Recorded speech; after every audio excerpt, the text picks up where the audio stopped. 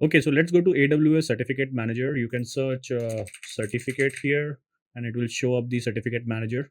You can click on this asterisk, so it will be available here as your favorites also. So click here. So let's talk about what exactly it is. AWS Certificate Manager is service which allows you to request a public certificate from Amazon or a private certificate from your organization certificate authority. You can request a certificate here, or you can also import a certificate that you have probably obtained outside of AWS. And how it works, so you request or import a TSL SSL certificate that you would like to use in your AWS account. Once you have the certificate, you need to validate the ownership of that certificate. There are two options for that. You can use a domain name system or email validation to complete certificate issuance. So it's very important that you have access to your DNS service. If you are using your third party registrar DNS service, then you need to have access to that. Or if you are using Route 53, then you will already have the access for your DNS service. So you can use that for your certificate validation. Another option is email validation. So this is a little tricky because when you purchase a domain, you need to know the exact email address that you had used when you purchased that domain. And when you will try to issue a certificate from Amazon Certificate Manager for that particular domain, and you will use email validation for your domain, for your certificate, it will send email to that email address which you have used for when you purchase that domain.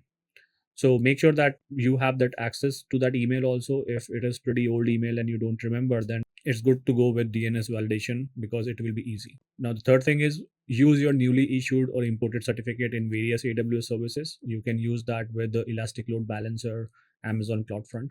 So we will use the certificate which we will issue from here in Amazon CloudFront when we will create the Amazon CloudFront distribution for our S3 buckets which we have created for our website hosting. So that's in short about the certificate manager. So let's go to request a certificate. And here we can click on request a public certificate because we are requesting it for our public website, public facing website. Click here, next, and then provide the fully qualified domain name. So you can provide the root domain name here like cloudwithharry.com, and then you can add another names to the certificate. So this certificate can be applied to root domain and any subdomains that you would like to create later on. And it's very difficult to know at this particular time like what are the subdomains that you will use in future. So it's always good to go with a wildcard character like asterisk and then cloudwithharry.com. So this would allow you to use this certificate with any subdomain that you will create with this root domain in future. With that, you should be good with domain names. And then in here in the validation method, you need to choose DNS validation, which is recommended by AWS also. And for algorithm, you can keep RSA 2048. RSA is the most widely used key type, so we can use the default and then click request. So now we can see that a certificate status is currently showing as pending validation. We need to validate this certificate via DNS validation method. And you can see that for these domains, we requested the certificate, and this is the CNAME type, this is the CNAME, and this is the CNAME value. So what we need to do now is basically add these CNAME records in our DNS or public hosted zone that we have created for our domain. So you can see that both are same. We just need to add one record in our hosted zone, public hosted zone for this domain. And once we will add this CNAME value or a record in our DNS, then Amazon Certificate Manager will automatically try to validate this certificate, and after some time the status will change to validated. So let's go to Route 53. We can open Route 53 from here also. Open this in a new tab and we can go to the hosted zones, and here is the Cloud with Harry hosted zone, and here we can create a record, and the record name will be this, the CNAME which is given to us here. So you can copy that and go back to Route 53 and just paste it over here. Make sure you remove this dot cloudwithharry.com because it's already added here.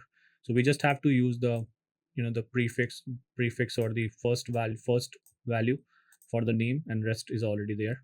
And for the value, we need to again copy the value from here. Sorry, this is the value from here, and then paste it here. and this is a CNAME type record, right? So we have to change this to CNAME. CNAME is route traffic to another domain name or the same AWS resource, some AWS resources. So just change the record type to CNAME. So we have added the record name, we have added a record type as CNAME, we have added the record value. This is something that you can keep, default. This is time to live. Just click on create record. All right, so we have created a CNAME record for DNS validation of our AWS SSL certificate that we just got from AWS Certificate Manager.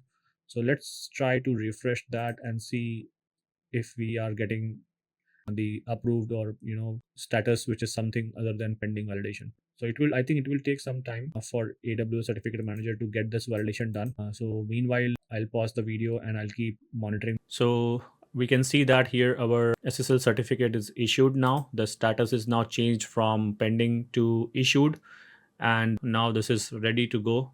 We will create CloudFront distribution. During that time, we will use our SSL certificate, which we have just issued for Cloud with Harry domain. Few things which I noticed while creating this certificate, which I want to highlight. So if you go into the certificate, we manually added records in Route 53, right? We copied these name and value and manually created a record in Route 53. But there is an option here, like there's a button here, which if you will click, then it will automatically add the records for you in Route 53. So you don't have to manually add these records. You can just click this, and once you click this, it will show you all the pending validations records. Like previously these things were pending, so when the status is pending, then it will show all the records there here in this area, because we are looking for status failed, status pending validation, and is domain in Route 53 equals to yes. So if these three conditions are meeting, then all the records will come up here, and it will allow you to create records in Route 53 for that particular domain. So you don't have to manually update these CNAME name and CNAME value in Route 53, and this will be helpful, because that way you don't have to worry about any typo and those kind of things. Because if you are missing something and because of that your certificate is not issuing or causing some problem, then you will not realize that why it's still showing pending validation, why it's not getting issued. So it's always better to use create records in Route 53 option, which is available. One more thing which I found out why the certificate took longer for me. So when I created the Route 53 public hosted zone, I forgot to update these name servers in the domain registrar account for this particular domain. So this domain was still pointing to the basic DNS of Namecheap, and that's why the certificate was not able to issue and the validation was not going through. So I had to go back to my Namecheap account and I went to manage, and here under name servers I updated the custom DNS. Previously it was showing Namecheap basic DNS, and so the DNS service that domain was using was from Namecheap. That's why the DNS validation was not going through.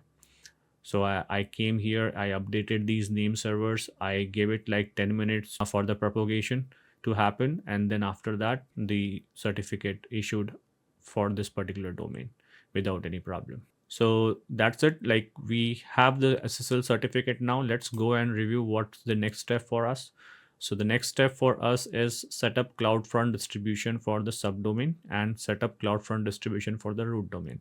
So now we will see how to set up CloudFront distribution for our subdomain and the root domain in the next steps.